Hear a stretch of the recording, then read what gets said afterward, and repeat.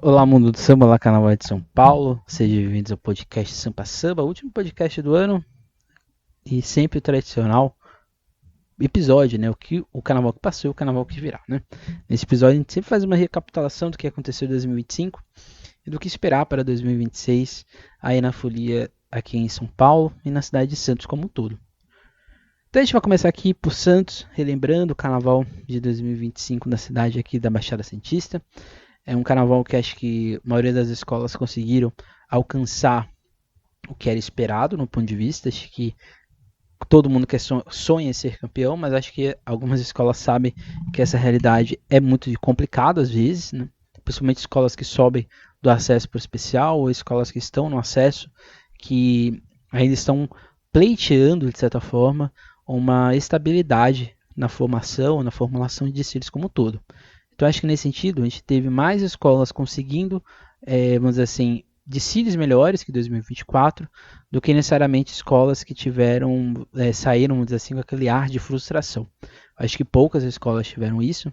Acho que algumas que tiveram foram por questões que aconteceram na pista, questões como um carro que talvez tenha dado um problema, ou uma fantasia que às vezes não chegou. Então acho que são questões que fogem às vezes ali na hora do desfile e que acontece, né? O carnaval, essa dinâmica viva de desenvolvimento de desfiles assim como um todo. Então acho que no geral o Carnaval de Santos foi muito bom. Eu destaco aqui 4 desfiles que eu acho que conseguiram alcançar, acho que no ponto de vista se além do que era esperado, dentro do possível. Acho que o Império da Vila, no grupo de acesso, a escola que não subiu, mas acho que fez uma apresentação muito interessante, muito coesa, muito ali no que era esperado, acho que para a escola, eu diria até que além, dentro do orçamento que a escola teria. Eu acho que o Império da Vila foi uma grande surpresa no Carnaval de Santos este ano. Assim como a bandeira do Sabuó, que embora tenha sido rebaixada, fez um desfile bastante coerente, acho que com ela podia. A escola subiu, ficou muito tempo fora do grupo especial, então ela não tinha essa infraestrutura, né, alegórica, de fantasia, de componentes para um desfile do grupo especial, mas no que era possível, a escola fez muito bem. Um enredo alegre, despojado, dentro ali do que era possível, a escola foi muito bem. Então fica aí essa sensação de um desfile que talvez não era o que a escola esperasse, mas que no desenvolvimento acho que foi o que imaginava. Acho que no grupo especial, destaca aqui 2 desfiles que foram muito bons, né? Pela emoção, pela nostalgia, né? Pela ligação com o público, que em Santos é muito forte, que eu acho que é a X9 e dos Morros, né? A X9, a campeã, um desfile emocionante, né? Um desfile bastante barroco de observar a Nossa Senhora Aparecida, e eu acho que isso se refletiu na pista, né? Acho que muita gente teve um desdém na hora do desfile, até mesmo depois do desfile com a X9, mas eu acho que o que fez a X9 ser campeã, além de todas as questões envolvendo o desempate, foi exatamente essa emoção, né? Bastante emocionante, bastante completo nesse sentido, que fez a escola aí do Macuco ser campeã e aumentar ainda mais a sua vantagem de títulos no Carnaval de Santos. Já o União dos Morros, acho que é o oposto, né? A escola foi bastante contemporânea na sua proposta, mas ao mesmo tempo foi bastante técnica, foi bastante nostálgica. Eu acho que no possível, né, no que era esperado, foi um desfile bastante marcante da escola lá da Nova Sintra, né, dos Morros como um todo. Então acho que o grupo Carnaval de Santos, no geral, foi muito bom. Acho que tem algumas questões ali de infraestrutura, talvez, que precisam ser ainda exploradas, né, mesmo para que as escolas tenham um pouco mais de conforto, mas não vem aqui ao caso, né. Já em São Paulo, eu destaco 3 desfiles que, no meu ponto de vista, foram 4 desfiles, na verdade, que foram bastante marcantes este ano. Eu acho que no acesso, o único desfile que me deixou a sensação de que era um desfile de carnaval era o da Dom Bosco, né? Um desfile bastante alegre, bastante festivo, bastante propositivo mesmo, no visual, nas narrativas que a escola empregou. Eu acho que o grupo de acesso é um grupo hoje muito complexo, acho que ele está muito formatado demais, acho que as escolas estão perdendo a possibilidade de fazerem um trabalho de fato eficiente, mas não eficiente somente para subir, eficiente exatamente para ter continuidade. Acho que esse é o grande problema hoje do grupo de acesso de São Paulo, né, o acesso 1, e do acesso 2 também, tá? Acho que ele não fica muito distante disso não. Mas acho que são essas continuidades que faltam aí no grupo de acesso 1, que eu acho que a Dom Bosco está tentando trazer, né, uma escola bastante nova, com bastante recursos reduzidos, mas que ela consegue ainda fazer belas apresentações. No especial, acho que a Tucuruvi, né, não tem nem como dizer, já falou aqui várias vezes, é o grande cílio do ano, né, acho que é uma escola que, né, ousou, né, um 360 dentro das suas perspectivas e que agradou alguns, né, e desagradou vários, mas de certa forma acho que a Tucuruvi mostrou que é possível ainda, né, a gente ter emoções vendo o desfile de escola de samba em São Paulo e de ter sensações, né, acho que essa é a grande marca do desfile da Tucuruvi, que eu acho que foi uma coisa que marcou muito este ano. Já a Mocidade Alegre, acho que no ponto de vista, né, pessoal, foi o melhor desfile de São Paulo. Acho que se não fossem os problemas que aconteceram ali no meio para o final do desfile, a escola teria sido campeã facilmente. Um desfile com propostas, com visual bastante propositivo, com coerências narrativas muito grandes. Acho que isso é o que faz, né, a Mocidade Alegre ser essa escola que desde 2003 está aí, né, sempre sendo top 5, né, top 3 às vezes do Carnaval de São Paulo. E a Rosa de Ouro, né, acho que pela retomada da Rosa de Ouro, que até hoje eu não sei se foi uma aposta certeira ou se foi uma aposta do destino, mas deu certo, né, acho que isso que importa. E a Rosa de Ouro tem esse problema, né, quando algo dá certo ela vai insistindo até desgastar, né, e acho que já está dando sinais, inclusive, para 2026. Mas para 2025 a escola foi muito bem, né? Acho que um desfile com aquele ar de rosas de ouro, né? Aquele olhar, né? Meio brega, mas ao mesmo tempo bastante chique da escola ali da freguesia do Ó. E acho que isso se refletiu na pista. O grande ponto negativo do Carnaval de São Paulo não é nem o julgamento, porque eu acho que o julgamento é um caso à parte, né? Acho que o Carnaval de São Paulo esse ano tentou mudanças no julgamento, acho que em alguns quesitos se refletiu para o lado bom, e outros quesitos né, se manteve de certa forma, mas eu acho que manteve aquele ar de que é uma competição falsa, né? Acho que 2025 manteve essa realidade e me impressiona às vezes, me impressiona a cúpula, né, do Carnaval de São Paulo ficar surpresa que as pessoas não gostam do resultado, né? Quando na verdade isso há anos, né? Há quase uma década está se refletindo em redes sociais, né? Em imprensa, né? Na imprensa que de fato é imprensa, né? Já que São Paulo a gente não tem imprensa, a gente tem uma falsa imprensa, mas a imprensa que é de certa forma combativa essa realidade, está aí há décadas fazendo esse questionamento, né, de que o resultado não reflete o que as pessoas aí na pista. E eu acho que muita coisa tem que ser mudada, né? E não vai ser para 2026 que isso vai estar visível, né? Por mais que a liga diga que isso vai se alterar. Acho dificilmente que isso muda. Mas eu acho que o ponto negativo mesmo do Carnaval de São Paulo deste ano foi o camarote. Camarote sempre teve em São Paulo, sempre teve no Carnaval, sempre vai ter, mas acho que este ano, eu não sei se foi por um problema de regulamentação, não sei o que aconteceu, mas os camarotes cresceram de uma forma que prejudicou o público. Em determinados setores, em determinados lugares, na verdade, que você está na arquibancada, você não consegue ver o desfile. Ou você não consegue ver o começo do desfile, ou você não consegue ver o final do desfile. Então é como se o desfile fosse só para frente, né? O que está acontecendo do lado não importa, né? Tem que ser combatido. Então acho que nesse sentido, acho que é o ponto grande negativo do Carnaval de São Paulo. Além de a gente ter a arquibancada da Brahma, agora a gente tem a arquibancada da Amistel, que é uma coisa absurda, se beira o ridículo, de certa forma. Mas é o dinheiro, né? O business, né?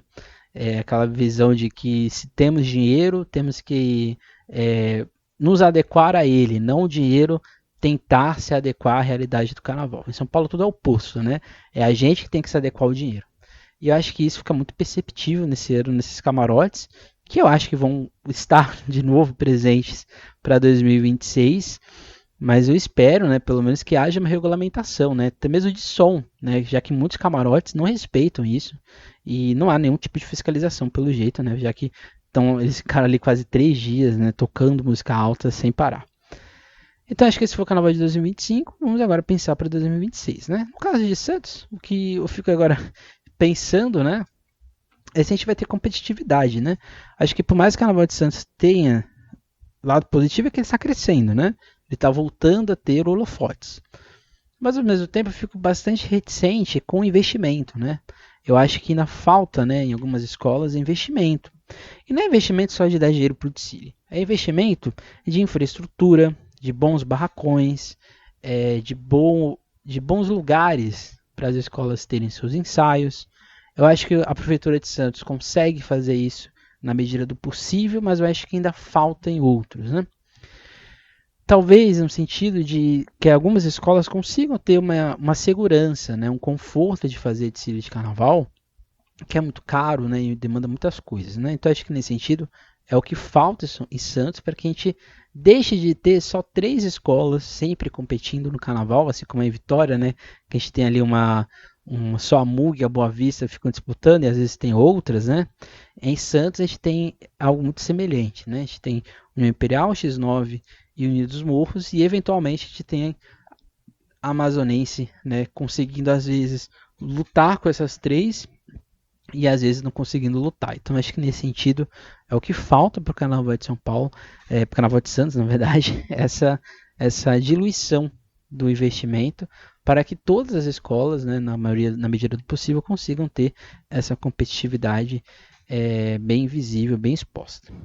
Já em São Paulo, né, será que a gente vai ter uma comunicação eficiente, né, dos desfiles? Né? Será que a gente vai ter as escolas, de certa forma, né, nesse curto período de tempo que a gente vai ter agora, né? Porque janeiro acaba, né? Janeiro não vai existir. Janeiro vai começar ali no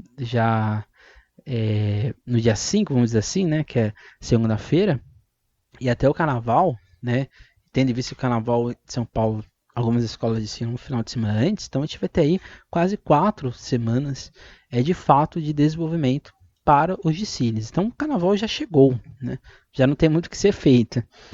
E eu fico nessa questão, né? Será que a gente vai ter uma comunicação eficiente do desfile? Seja pela liga, que eu acho que peca nesse aspecto, peca na comunicabilidade do que as escolas estão fazendo. Acho que existe uma preocupação muito grande de ter seguidor e esquece da qualidade da informação que chega nesse servidor. Porque trends, essas coisas, em algum momento deixam de existir. Mas se você tem conteúdo de fato, isso vai sobrar pro resto da vida. Então acho que é isso que falta nesse sentido na comunicação e até mesmo das escolas, né? Às vezes eu acho que as escolas ficam tão preocupadas com o desfile que elas esquecem o ano inteiro que existem pessoas que querem saber o que elas fazem, né? O que elas produzem, o que elas estão preparando para 2026. Então acho que isso é o que falta ainda, né? Essa comunicação eficiente do que os desfiles vão fazer. E eu acho que é até mesmo cobrado a própria Globo, né? Que faz umas reportagens, às vezes parece que por obrigação. Acho que falta essa interação, né? Entre Globo, Band, né? Agora a Band que faz o Acesso 1, uma interação de fato, né? Que dure, né? Já era para estar agora, né? Dezembro, né? Este carnaval já é agora, né? Então já era para estar aqui em dezembro, vamos dizer assim, nessa comunicação com o público. A gente sabe que em janeiro espero que isso aconteça. Então acho que o que falta para 2026 é uma comunicação eficiente de desfile, não só do espetáculo, né? De desfile, com informação, conteúdos que valorizem os artistas, porque a melhor forma de você valorizar o artista de carnaval é dar a ele essa oportunidade, né, de a sua arte ser bem respeitada. E quais são os rumos, né, que o Acesso 1, né, vai ter nesse cenário?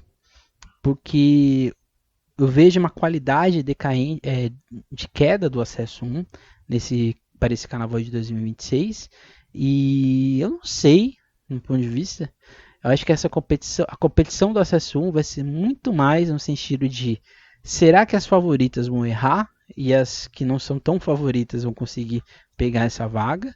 Ou será que a gente vai ter um desfile extremamente, vamos assim, óbvio no resultado? Então acho que o Acesso 1 está caminhando para virar um Acesso 2, no sentido de não ter competitividade ou uma competitividade muito óbvia, às vezes na realidade, e desfiles extremamente burocráticos, protocolares. Eu acho que isso já está para acontecer no Acesso 1, coisa que era o grupo, de certa forma, sempre em relevância, né? Era um grupo bastante atrativo nesse sentido da criatividade, né? Na produção artística, que eu acho que para 2026 está se perdendo um pouco. Então acho que nesse sentido eu espero um carnaval bastante, na medida do possível, que as pessoas consigam ver o que está na pista, né? E que haja uma qualidade, né? Uma qualidade de conforto para as pessoas. A gente sabe que o São Bódromo hoje ele está dentro de uma empresa de concessão extremamente violenta da realidade pública que é da GL Eventos, né, esse conluio que aconteceu com a Prefeitura de São Paulo e que gerou essa aberração que é hoje o Sambódromo de São Paulo, o distrito do samba, né, acho que era esse o nome que a empresa tinha dado na época. E vamos ver aí o desenrolar dessa história, né? Até quando ou até que ponto as pessoas vão viver ainda nessa falsa ilusão de que está tudo bom, né? Em algum momento a conta vai chegar. Espero que não chegue para 2026, espero que as escolas façam bons trabalhos, acho que os artistas principalmente, que acho que é uma grande preocupação, né? Os artistas serem valorizados e as comunidades, né, serem evidenciadas, né? Não só naqueles 45 minutos, naqueles 65 minutos de desfile. O podcast Sampa Samba ele retorna agora na primeira semana de janeiro, na semana que vem, com o que os enredos contam, exclusivo do grupo especial. Já fica aqui esse alerta, se você é alguma pessoa do grupo especial e a sua sinopse ou algo do tipo não esteja pública, vai ser baseado no que a escola produz. Se a escola não produz nada, vai ser baseada nesse nada, né? E aí a gente vai fazer o nosso quadro aí na medida do possível. O nosso quadro sempre tenta, né, trazer a potência, né, a importância desses enredos, que às vezes parece que nem as escolas acham ele importante, né? Mas é que a gente valoriza, tá? Embora às vezes você não valorize. O que os enredos contam, ele vai ser sempre, né? Vão ser 3 semanas e ao final da semana a gente vai sempre trazer ele em áudio, né? Com o panorama aí geral dos enredos. A gente vai ter a continuidade do nosso podcast, né, o Alvorada Paulistana e o Café Comédia, que é exatamente esse review dos desfiles de Santos e de São Paulo. A gente vai ter o da Arquibancada, que é esse quadro que a gente sempre faz aí, começou na SASP, mas ele se efetivou de fato no Sambistas de Depressão, que a gente faz ali o olhar da arquibancada do desfile, né, do que aconteceu ali artisticamente na pista. Esse ano a gente vai ter aí a continuidade do que a gente fez ano passado, mas que agora a gente vai manter, né? Que é o Prêmio Hope de Destaques, né? Essa premiação que a gente faz aqui, do que aconteceu na pista, né? Daqueles destaques que às vezes parece que não são tão óbvios, ou às vezes não são valorizados por outros veículos ou por outros olhares de ver carnaval. E o Prêmio Hope dá sempre esse destaque ali nos desfiles de Santos e de São Paulo. Lembrando que em Santos a gente faz a parceria com a página do Santos Carnaval. E o nosso tradicional, né, Prêmio Sampa Samba de Enredo, que a gente sempre valoriza aí, portanto, os enredistas, os carnavalescos, nas suas propostas aí musicais, visuais, para 2026. Então esse é o nosso podcast para ano que vem. Esse mês vai passar bastante rápido, mas vai ter aí sempre conteúdo aqui dentro do que é possível. A gente sabe que o público de São Paulo não gosta da gente, né? Principalmente do trabalho que nós fazemos aqui, principalmente algumas escolas, né? Alguns artistas de carnaval, mas a gente não faz nosso podcast para esse público, a gente sempre faz o nosso podcast para as pessoas que às vezes querem ter um olhar, querem ter uma informação para além do que é esse empacotado que é entregue para a imprensa paulistana. E aqui no Sampa Samba a gente nunca vai fazer isso, podem ter certeza que a gente sempre vai ter a preocupação de trazer, além de tudo, o conteúdo que as escolas produzem, mas sempre um olhar analítico, crítico e interpretativo do Carnaval de São Paulo, porque é isso que a imprensa tem que fazer. A imprensa não tem que ser assessoria de escola de samba gratuita. A imprensa tem que gerar conteúdo e, acima de tudo, conteúdo que seja informativo, não somente de expor o que a escola quer que eu exponha. Não é isso que a gente faz aqui. Então esse foi o nosso podcast deste ano. Eu, em nome de todas as pessoas que integram os Sambistas da Depressão, desejei a todos um próspero 2026, que tenham passado bem o Natal e que para 2026 tudo ocorra bem, que Hope os abençoe, que Eê consagre os seus caminhos e que a sua escola de samba consiga ter aí um bom desfile para 2026. Sabemos que nem todos vão ser campeã, mas que ela consiga aí almejar todos os seus objetivos. É isso, até mais, até a próxima. Não se esqueçam e nunca deixem de sambar. Tchau.